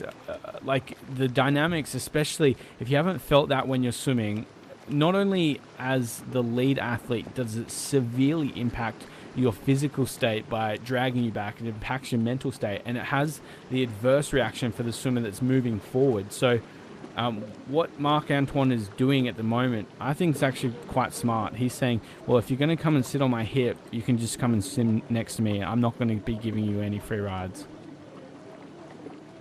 Absolutely. This is about kind of knowing when to cut your losses, and when someone's putting a burst of speed like that, it's like, why try and battle to stay in front of them? I think this is kind of a handshake of, hey, let's go, let's bring it to the touch, let's see what happens. Marc-Antoine, I think, will find another burst of speed. I think he's accepted that second place is gone, and is allowing kind of this to happen potentially. Tsusamori's put in, again, a fantastic effort. He's done so well throughout this lap, and so is the whole Japanese team, actually, to really put them in like hot contention for a medal, which is a really exciting prospect for them. But you have the World Cup winner of the year to contend with, and look at this lead that Florian's been able to establish over Varane. This is exactly what we've been alluding to. Like, if you give Florian that room and that space, this is what he can do with it. And I was just stressed, Varane is a very, very fast swimmer. It's not like we're talking about like an average swimmer against like Florian Walbach. They're both very, very high competitive and fast swimmers. So yeah, Florian's been able to do his job to textbook execution. Well, they say German precision, and it has been applied across the weekend. Leah Boy, silver in yesterday's 10 kilometers, and Florian Walbrock, gold.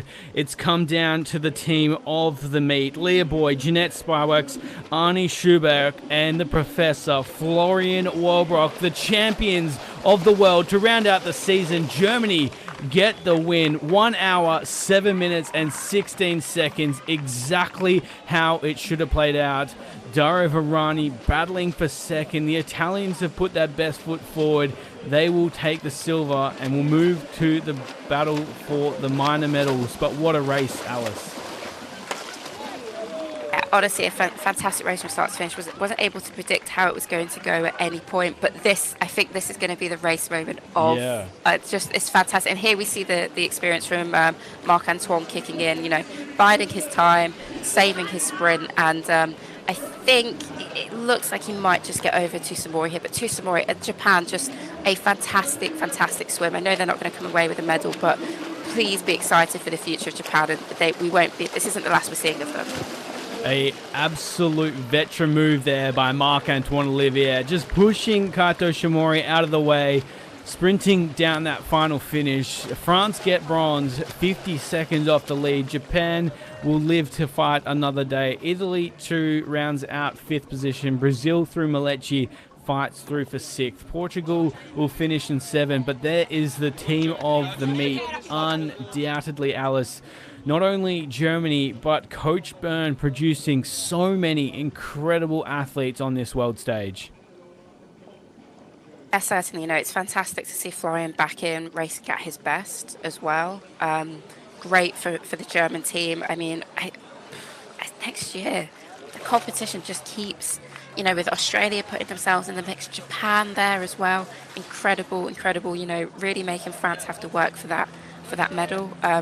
It's been a fantastic couple days of racing, and I'm just so excited to see what is coming next for these athletes, because it's looking like it's going to be a very hot cycle.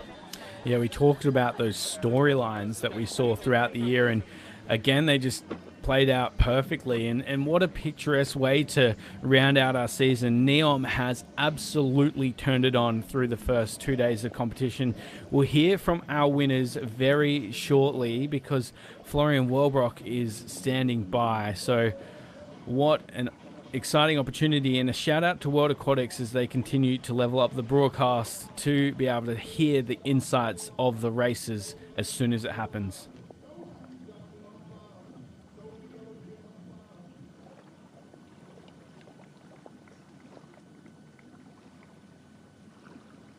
Okay, I'm out here with our winners. I'm going to start with the lady that led them out. Did your leg go to plan? Is that what you had in mind? Yes, for sure. Start first and finish first. So Jeanette has a little bit space to go straight. She gave you that bit of space and you absolutely took it. You went off and you led them out there and you got in to give these guys everything they could possibly want, didn't you? Yeah, it was really tough, but I tried my best. And Arne had space to move forward. Slightly away from the race, Anna. These conditions, it's very, very warm out here. That doesn't put you off?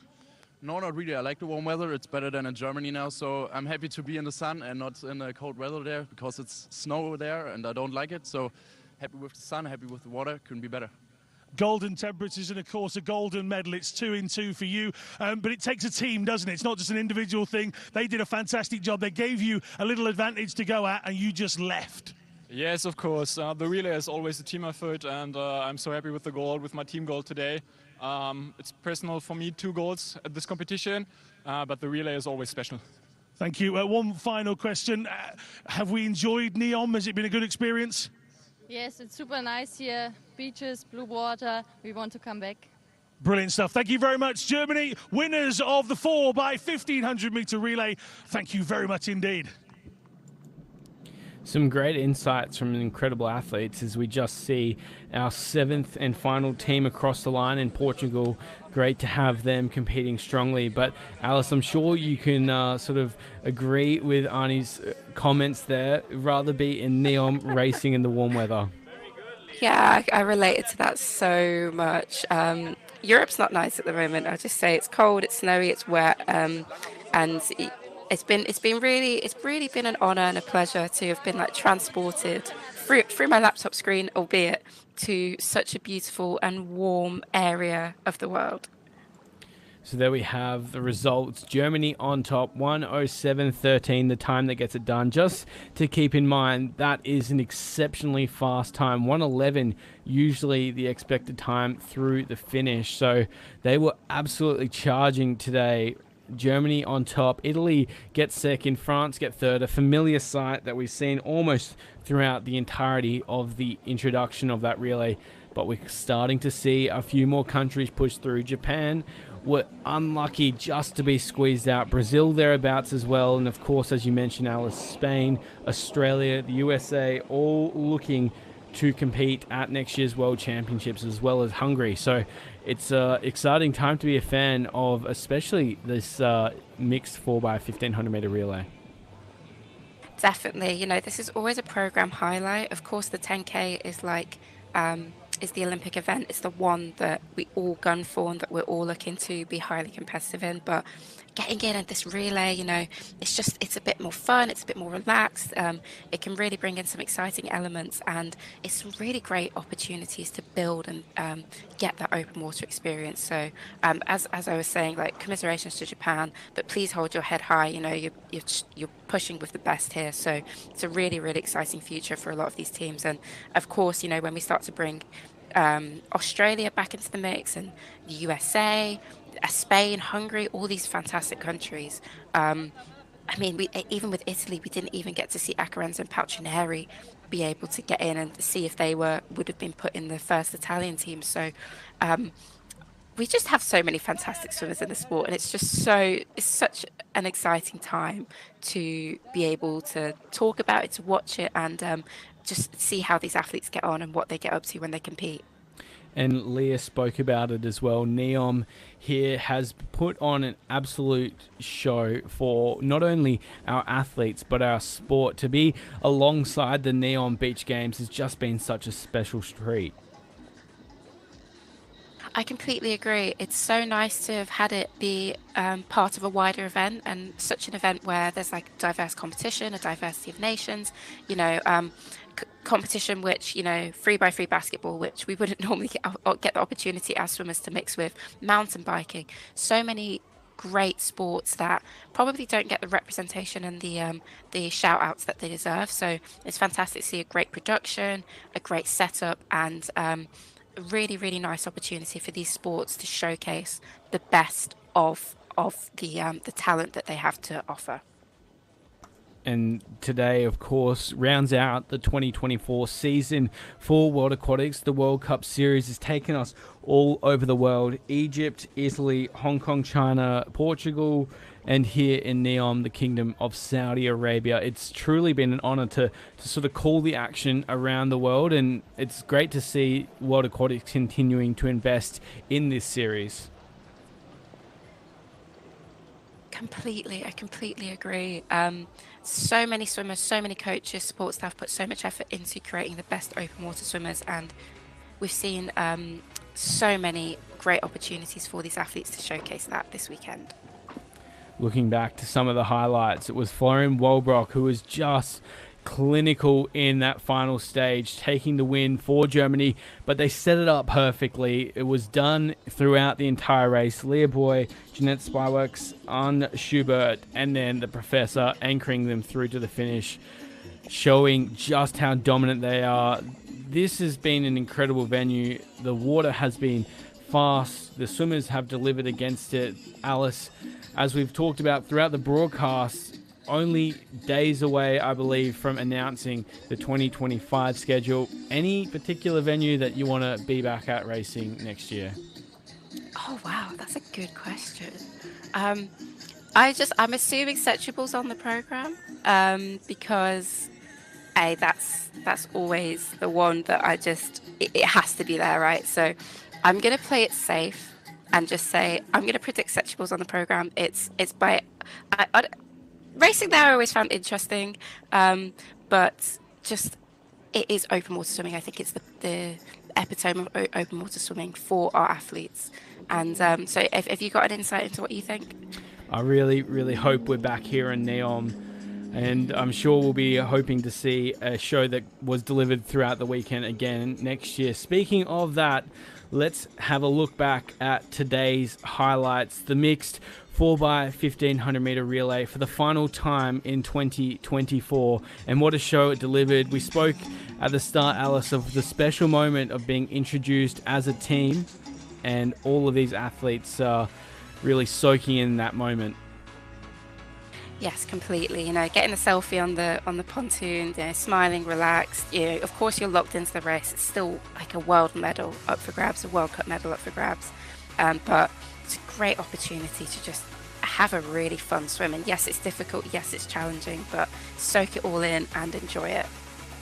Could sense the anticipation for a lot of athletes. They would have had a bit of break after the Olympic Games, but for them to be racing here to round out the year of competition, it was a special moment early on. Absolutely sublime conditions, and we saw some great swimming, especially early on from Kajimoto of Japan.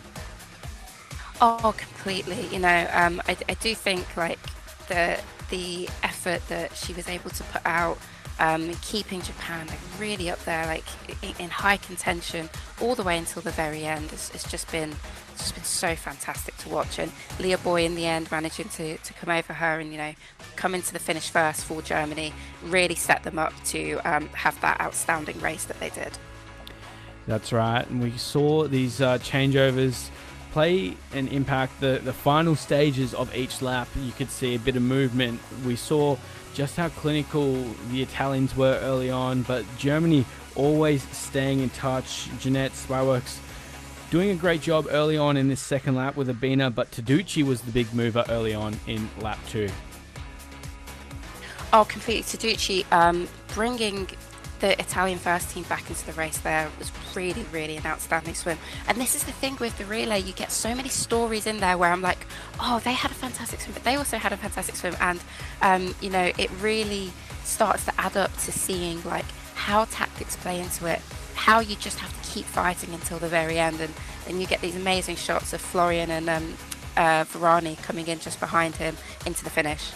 Absolute dominance from Florian throughout the weekend, and what a shot that is, just leaving the competition behind. It's good to see the Professor back on top, and it took a lot out of him, but good to see him back in flying form. Dario Varani in second, but it was the German team that finished the year on top. Without a win in the relays this year, they finished in the best fashion. I'm sure they'll be fit and fighting at next year's World Championships set to be held in Singapore. Of course, Alice, moments away from our final medal presentation for the Open Water Series in 2024.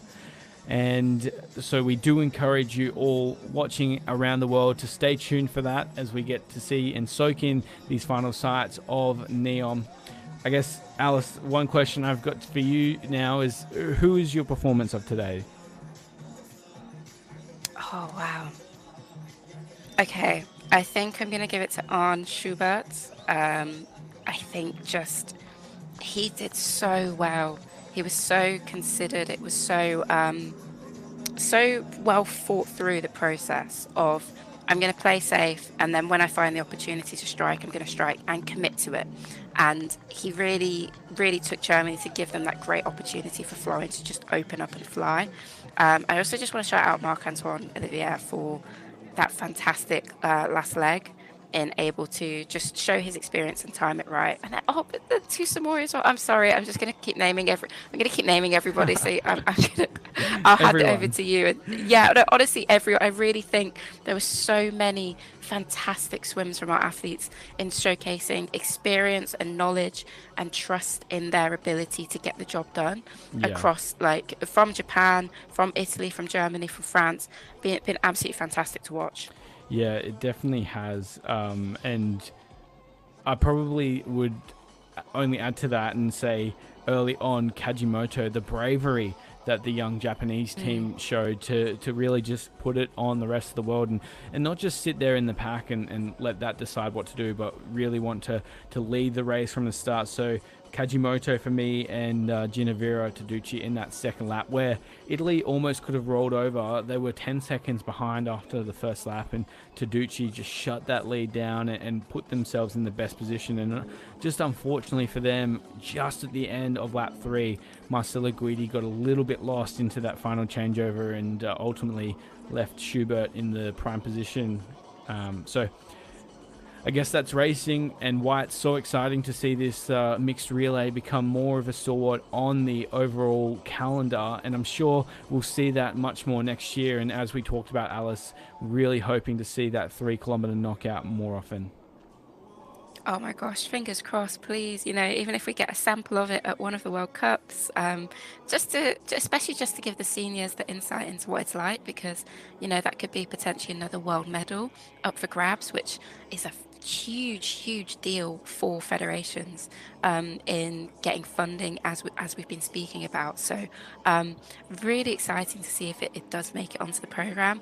I know when we did it at the juniors, and the junior swimmers were interviewed afterwards, they said they really enjoyed it. I think there was like a real buzz around that event, and it'd be fantastic to see that carried through. Of course, we still get the 10K, we get the relay, so hopefully we get even more. I want to be spoiled by the opportunities that we have in open water swimming. And speaking of that, Alice, I watched the Super Try the other day that was a part of the NEOM Beach Games. It was fantastic to see so many incredible athletes of that sport come to NEOM, but I can tell you the conditions were absolutely atrocious in the water. How lucky are we to have just had these flat conditions, and not too warm either, neither in the water or in the air. And I'm sure the athletes would be thankful for that. Absolutely. A bit of winter sun, as we call it in the UK, is always really good for the heart and good for the soul.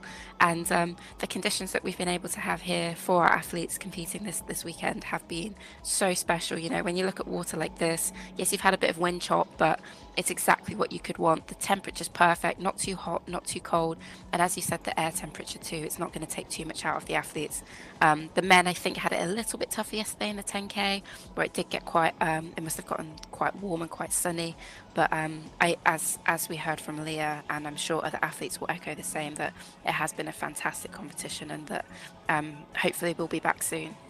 And we didn't have the series points totals across the relays. It was purely on our individual events where we saw those. But if we look back at the year in Summer Bay, France took it out, Italy was second, Germany was third, Golfo Oranci similar again, Italy taking the win ahead of Germany, Hungary getting third, Hong Kong, it was Australia, Brazil and the USA. And then today we see Germany, Italy and France round out that top three. So with all that in mind, Alice, do you have, I guess, the most dominant relay nation? How would you see that playing out? I think it has to be Italy for me. Yeah. Their consistency of putting in, the fact that they can field two teams which are highly competitive. It's not like one of the teams that's like drifted completely off the pace or something like that. So we're just seeing Germany getting ready for their medal presentation as well, which is always great to watch, and celebrate these athletes. But I think it has to be Italy for me in terms of relay dominance. It's just, they're always a threat. They're always there. They're always going to be the team to beat, I think, if that makes sense. Like, how do we play our tactics around beating Italy will be a genuine consideration for other teams. But what do you think? Yeah, I think you're bang on there. And when you roll in the world champs, they have medaled every time they've competed at this level, which is, a testament to that depth that you mentioned. But it's hard to go past Australia for me. Every time they've raced the relay this year, they've won it. It's just that they haven't had the opportunity to race it too often. So I don't know. It's a good argument, and I think the real underdogs. The real sort of dark horse of open water relays is Hungary, and we saw last year in functional when they do race, they are thereabouts, but we didn't see them race that often this year in the relay. So I think Italy's the pick for the consistency. I think the overall firepower has to go to Australia, and for, I guess, the underdog, I'll back in Hungary. But yeah, it's a tough battle, and I'm sure that's something that World Aquatics would be considering as well, is if we were to have points on the relay, how that would affect the overall series. Doing it of encouraging countries to make sure they field a relay every time, because we do see places where I feel like in Hong Kong we did have a strong Italian contingent, but they didn't race in the relay.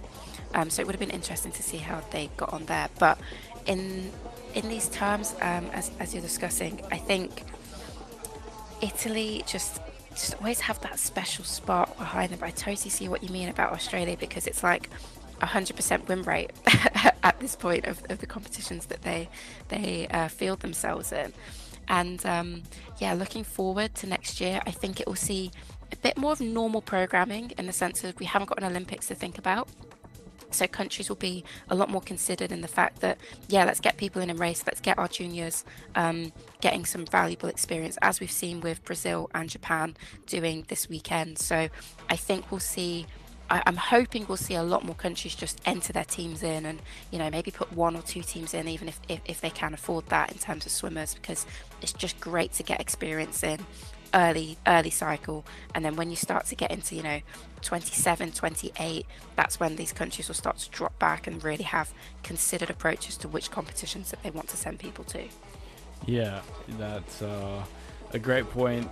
And I guess we've seen the sport develop so quickly, especially the way it's been covered, and the introduction of the sprint, the junior overall titles, relays being more often. We've seen the knockout.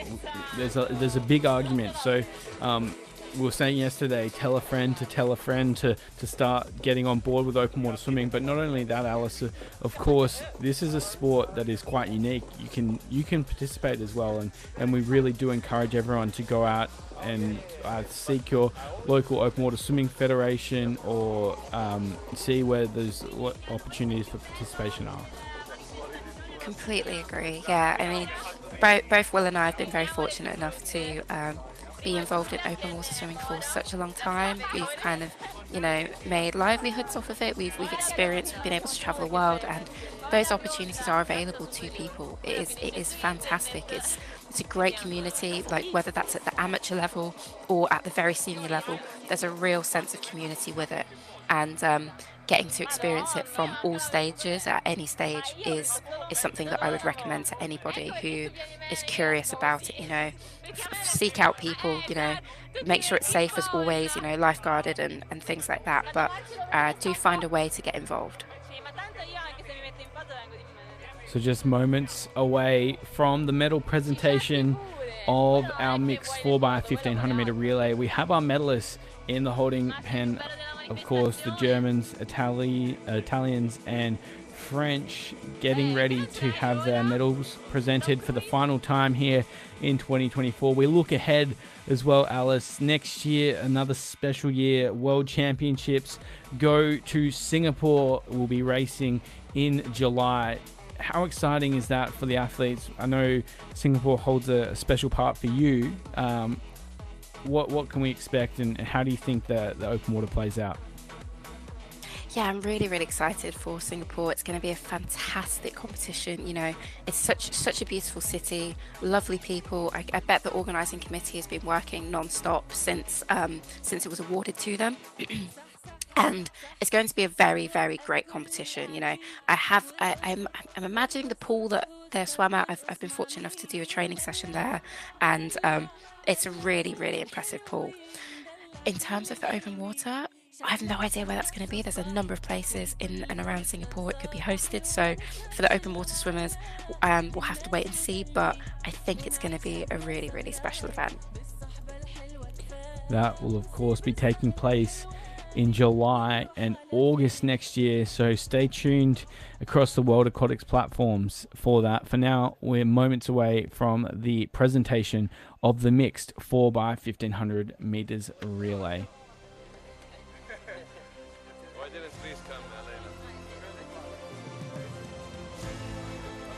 Here are some of our delegates that will be assisting with the presentation. They include John West, the World Aquatics Technical Open Water Swimming Committee Secretary. We saw John yesterday, and just the contribution to the sport is greatly appreciated. We also have Saudi Swimming Federation President Ahmed Safwan Al Kadmani, and as well the Saudi Swimming Federation CEO Gazim Al Zahar. Thank you very much to the delegates for assisting with the presentation of today's medals. And of course, Alice, we wouldn't be able to do the sport without the support of our incredible administrators. No, of course, a lot of people put a lot of time and effort into creating the sport and making it, the production and the level of class that you see across the board. So we've been very fortunate this weekend. We've had a masterclass of that, and a huge thank you to everyone at NEOM Beach Games and at World Aquatics who have been able to make such fantastic competition for us. Moving now to the presentation. For the final time, we go to medals for the 2024 World Aquatics Open Water Swimming World Cup Series. In our bronze medal, of course, it was France. And what a team it is here. Caroline Jouis, Delacroix, Sasha, and Marc-Antoine. Yes, they put on a fantastic showing. It was very, very competitive. It might have slipped away from them a little bit, but they've managed to get back in there and get onto the podium. It's great to see from them. In silver, of course, it was the Italians. They fought so hard throughout. Gabrieleschi, Taducci, Guidi, and Verani rounding out an incredible year for the Italian Open Water Swimming Federation. And the winners they're consistently competitive at the highest level, and great to see. And now we have Germany coming out. Yeah, there was questions around that powerhouse status throughout 2024. The first time we've seen them on top of the podium in the relay this year, which is an unfamiliar position for them. But the team has delivered here. Leah Boy, Jeanette Sparwix, Arne Schubert, and Florian Walbrock. A well-deserved and familiar sight to see Germany on top. Yes, absolutely. You know, double gold for Florian this weekend. Leah Boy getting a gold and a silver. Jeanette Spivak's just missed out on a medal in the 10K. So, you know, a lot of talent coming from this team. And Arne Schubert as well had such a fantastic race today. So he's another name to watch out for, another threat from Germany that they're able to field. So a really, really exciting prospects for them also. Well, you, of course, add to the mix Leonie Beck and Ollie Clement potentially for that World Championship team. That's a scary sight. Oh my gosh, certainly. Yeah. I just, there's so many teams that you could put as being first place at the World Championships. You know, America, Australia, Germany, Italy, France. Like, any one of these teams could reasonably take that gold medal. So it's going to be a really, really exciting season, seeing how this develops and what teams they put together. For now, though, we get ready to stand for the national anthem of Germany as we award the final gold medal for 2024. National anthem of Germany.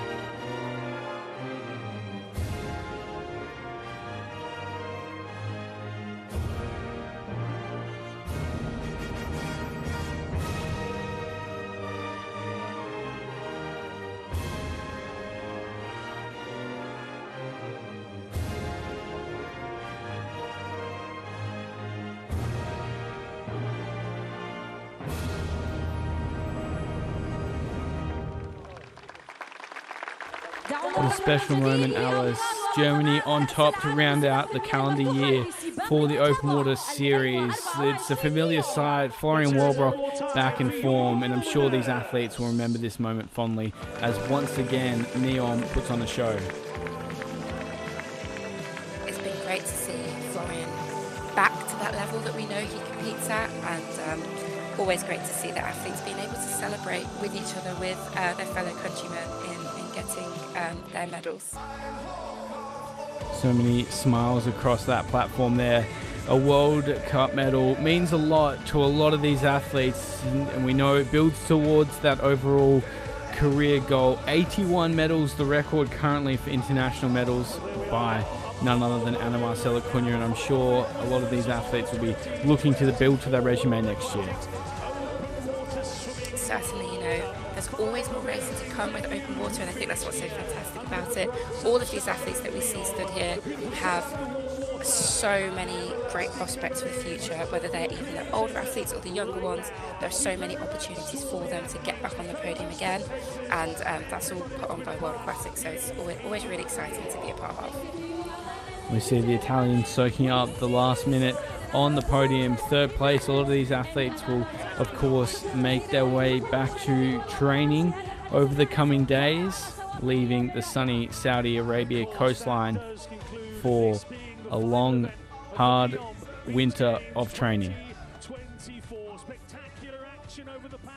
Yes, yeah, I think maybe a few of them will probably take a little bit of a break, but you know, there's always hard work to be done in winter, as they've already done thus far already. To compete at this level, it's never easy. There's always difficult work that goes into it, so there'll probably be a little bit of downtime for some of them, maybe, especially those that competed at the Olympic Games. But then kicking on into the next year, and when the World Cups eventually start again, we'll see them fit and ready to go. What a platform NEOM has provided over the 2 days of competition here, rounding out a fantastic World Cup series. There's been so many timelines and storylines that have developed throughout the year. My name is Will Rollo, joined this year by Alice Steering. We've loved bringing the action to you. Thanks to you all around the world, wherever you're watching the sport. We could not do it without your support, and we look forward to that next year. A big thanks to World Aquatics and our broadcast team that have captured these action for you over the 2 days. Thanks again to the NEOM Beach Games. We look forward to doing more in next year, and we can't wait for your support.